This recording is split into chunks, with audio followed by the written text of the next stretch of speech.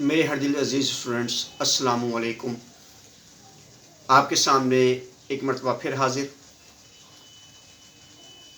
آج ہم بات کریں گے سائمن کمیشن کی۔ سائمن کمیشن 1927، آج ہم اس کی بات کریں گے۔ 1919 کے قانون کے اندر اصلاحات کے لیے اور اس کے اندر اور مزید بہتری کے لیے ایک تاج برطانیہ کے نے جو ہے ایک کمیشن بنایا، اور اس کمیشن کا نام سائمن کمیشن، اصل میں مسٹر سائمن جو تھے اس کے سربراہ تھے، اور اس کمیشن کا نام سائمن کمیشن رکھا گیا۔ اور اس نے ہندوستان میں 1919 کے قانون کے اندر اصلاحات کا جائزہ لینا تھا کہ ہندوستان کے عوام کے لیے تھوڑی سی بہتری کیسے کی جا سکے۔ لیکن اس کمیشن کے اندر 7 رکن شامل تھے، لیکن ان میں سے کوئی بھی ہندوستانی نہیں تھا۔ جب کوئی بھی ان میں ہندوستانی موجود نہیں تھا تو یہ بات ہندوستان کے لوگوں کو پسند نہ آئی، اور ہندوستان کے لوگوں نے اس کمیشن کا بائیکاٹ کرنے کا فیصلہ کر لیا۔ جب سائمن کمیشن کے لوگ ہندوستان آئے، ان کا استقبال کیا گیا، مگر ان کا استقبال جو تھا، مخلوق بھی اکٹھی ہوئی، مگر اس پہ نعرے درج تھے، گو بیک سائمن، سائمن واپس چلے جاؤ۔ بیسیکلی بات یہ تھی کہ ہندوستان کے جو رہنے والے تھے ان کی خواہش یہ تھی کہ اس کے اندر کوئی ہندوستانی نمائندے بھی ہونے چاہیے جو ہندوستان کے مسائل کو سمجھتے ہوں، مگر ایسا نہ ہو سکا۔ اب سائمن کمیشن کا جب مسلسل بائیکاٹ کیا گیا، اس کے خلاف احتجاج کیا گیا، اور باقاعدہ طور پر مختلف قسم کے جو حالات تھے وہ کشیدگی کی طرف جانے لگے۔ اب وزیر ہند کو اس بات پہ غصہ آیا۔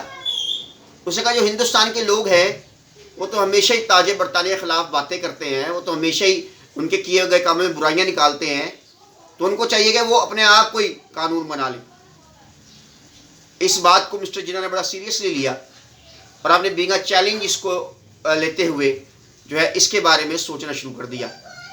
1928 کے اندر ایک باقاعدہ طور پہ ایک تحریک لانچ ہو گئی سائمن کمیشن کے خلاف، اور تحریک کا آغاز کر دیا گیا۔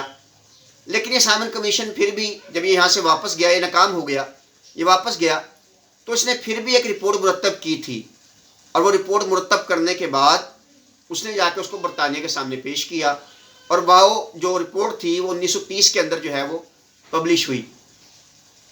اگر ہم اس بات کو سمجھیں کہ کسی بھی ملک کے اندر اگر آپ کچھ کرنا چاہتے ہیں تو اس کے نمائندوں کا ہونا ضروری ہے، بس یہی وہ بات تھی جو تاج برطانیہ شاید اس ٹائم پہ نہیں سمجھ پا رہی تھی، کہ وہ تو ویسے بھی ڈیوائڈ اینڈ رول کی پالیسی کے تحت سارے نظام کو چلا رہے تھے۔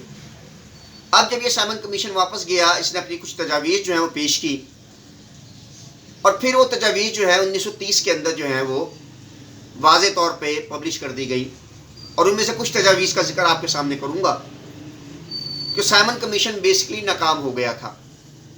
سائمن کمیشن ایک فیلئر تھا برطانوی گورنمنٹ کا، جس کو ہندوستان کی عوام نے ایکسیپٹ نہیں کیا تھا۔ ہندوستان کی عوام سائمن کمیشن کو قبول کرنے کے لیے تیار نہیں تھی۔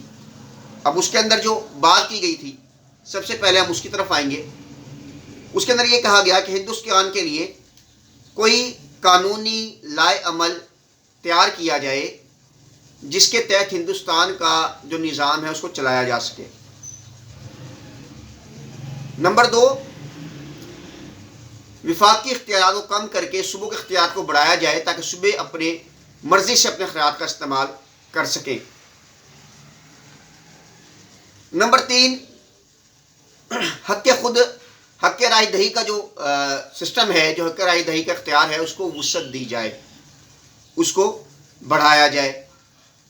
نمبر 4، بمبئی اور اڑیسہ ان کو صوبہ بنایا جائے۔ اچھا دوستو، یہاں پر یہ بتانا بھی ضروری ہے کہ بمبئی صوبے کا جو بمبئی تھا وہ سندھ اور اڑیسہ اس کو الگ صوبہ بنایا جائے۔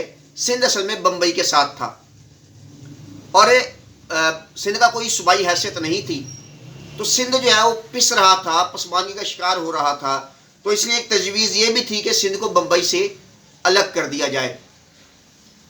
اس کے بعد صوبہ سرحد میں آئینی اصلاحات کی جائے، ان کو نافذ العمل کیا جائے۔ اس کے بعد کونسل آف اسٹیٹ میں ہر صوبے سے کونسل آف اسٹیٹ میں کم سے کم ہر صوبے سے 3 نمائندے ہونے چاہیے، مقامی نمائندے 3 ہونے چاہیے۔ بیسیکلی یہ بات کی گئی تھی، اور ایک اس کے اندر تھا کہ گورنر کو حق دیا جائے کہ وہ صوبائی وزیر جو ہے اس کو چن سکے۔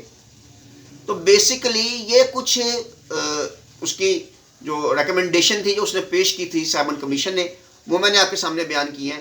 لیکن اگر ہم اس کو ہسٹری کی روح سے دیکھیں تو سائمن کمیشن ہندوستان میں ناکام ہو گیا تھا، اور اس کی ناکامی کی سب سے بڑی وجہ یہ تھی کہ ہندوستان کے لوگوں نے ایک تو اس کو ایکسیپٹ نہیں کیا، دوسرا اس میں ہندوستان کی نمائندگی نہیں تھی۔ آج کے لیے بس اتنا ہی۔ Thank you very much. انشاءاللہ نیکسٹ ویڈیو میں ملاقات ہوگی آپ سے۔